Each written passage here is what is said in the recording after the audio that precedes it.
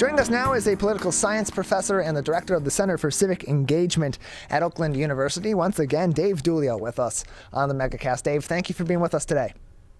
Oh, it's my pleasure, Tyler. Thanks for having me. Appreciate having you back. So let's start here locally in Michigan. Of course, redistricting, that process is complete. The work of the Michigan Independent Citizens Redistricting Commission is, at this moment in time, all the way through. However, multiple lawsuits have already been filed by those on both sides of the aisle against the Redistricting Commission over their new maps, including recently a group of Republicans filed a lawsuit over the districts stating that, quote-unquote, communities of interest, including counties, cities, and townships, and that the commission arbitrarily split them up into separate districts in violation of the Equal Protection Clause of the 14th Amendment. Can you give us some insight into both the argument behind this lawsuit from those on the Republican side of the aisle, what they're arguing was violated by the Michigan Independent Citizens Redistricting Commission, and whether or not this particular lawsuit has legs? We knew that the last lawsuit we saw that was from more Democratic-leaning leaders here in the state of Michigan did not have many legs behind it and go very far. What about this one? Sure. I think whether or not it has legs is to be determined. The courts, and it's important to note that first lawsuit that you mentioned, filed by the Democrats, the Detroit caucus, that was in state court. The one that you're referencing now was filed in federal court. Right. And there's another component to it, and let's deal with that one before we get to the communities of interest piece. But the one that's in federal court, filed by a group of Republicans, has an issue about population equality at its core. And there is a long line of Supreme Court case law that says states have to try as best as they can, and this is using layman's terms, since I'm certainly no attorney, states have to do as best as they can. I think the phrase in the decisions is as nearly as practicable, have to get to population equality so that one person's vote in one congressional district has the same power as another person's vote in another congressional district. And if population numbers are off by too much, that is the violation of the Equal Protection Clause. So, and as I said, the Supreme Court has held a very narrow interpretation of that.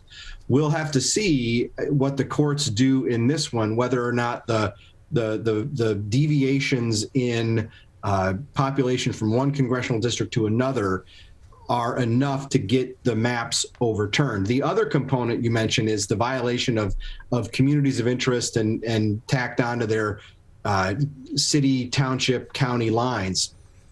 It's interesting, however, that there are a number of criteria in the constitutional amendment adopted to Michigan's Constitution in 2018 that brought about the Citizens Redistricting Commission. And these criteria are in order as to how the commission has to approach drawing the lines. And at the top of the list are things like the U.S. Constitution and federal law, things like the Voting Rights Act. And then come some new ones for us here in Michigan, including, in order, communities of interest, partisan fairness, and then a couple others that we'll skip over. And then at the bottom are existing political boundaries, the county, city, township borders that you mentioned. So it'll be interesting to see how the courts deal with this, given that communities of interest is high up on the list of things that the commission has to pay attention to when it's drawing lines. But those existing political boundaries are last on the list, right? So how does the court consider places like, Warren, for instance, Sterling Heights, that are split up into a number of different state house, state senate, and congressional districts? Oakland County is split up 5 or 6 different ways in the congressional map. So what is a community of interest to the courts? Does it overlap with things like county borders? We'll have to wait and see. We're joined by Dave Dulio, professor of political science at Oakland University, also the director of its Center for Civic Engagement, joining us on the Megacast. Also on the topic of redistricting, we're seeing on both sides of the aisle as well some really interesting matchups coming up between candidates who are either going to be running in the same district as another candidate that was in a nearby district in the previous map drawing, or will be moving to different districts, or will be running in a different district here in the state of Michigan. What's really interesting at the federal level, U.S. House of Representatives race here in the 11th district between Andy Levin and Haley Stevens, with Representative Stevens saying that Representative Levin running in that district is abandoning his current constituents. Can you talk a little bit on that issue and why we're seeing, or maybe what might be the justification politically or just overall for Andy Levin to be running in this district instead of moving into another district and running in that district, or same thing for Representative Stevens, and why this clash seems to be so powerful here in Oakland County? Sure. I think that there are a number of factors, but at the start, I think let's acknowledge that it's early in this process, early in this primary, and the gloves are starting to come off between Representative Stevens and Representative Levin, and I'm sure that they will have a not a fierce, but a spirited primary battle to see who is going to move on to the general election in the new 11th. Why Representative Levin is running in the 11th rather than the Macomb County centric district, the 10th, that's a question for him. But let's be clear about it, right? There's no rule in Michigan that says you have to live in the district that you want to represent. That is something that candidates have done for years and years and years, not lived in the district that they are that they want to represent. I think so. There's that, and in fact, Representative Levin lives in Oakland County, not Macomb County. So you could say it's more of a homecoming for him. I also think that there are political calculations. The district that is Macomb centric, where John James is going to run. He's already announced that. We're waiting for the Democrats to sort that out. And it appears there's potential that a newly retired judge, Carl Merlinga, might run on the Democratic side there. That would set up an interesting race. But that's a Republican-leaning district, probably by 4 or 5 points.